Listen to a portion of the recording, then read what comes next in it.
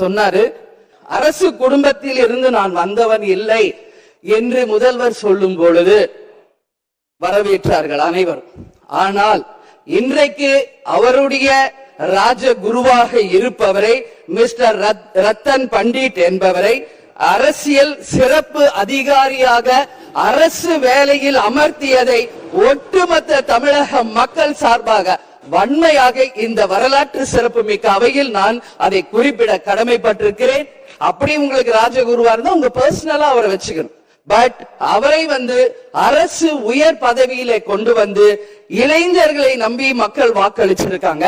இந்த இளைஞர்களுக்கு நீங்கள் என்ன உதாரணத்தை சொல்கிறீர்கள், என்ன வரலாற்றை நீங்கள் சொல்ல விரும்புகிறீர்கள், வருங்கால இளைஞர்களுக்கும் எதிர்காலத்திற்கும் இதன் மூலம் என்ன மெசேஜ் நீங்க சொல்றீங்க அப்படிங்கறத நிச்சயம் தெளிவுபடுத்தணும். ஏன்னா இன்னைக்கு மக்கள் ஜனநாயகத்தை நம்பி இளைஞர்கள் கையில ஆட்சியை கொடுத்திருக்கிறார்கள்.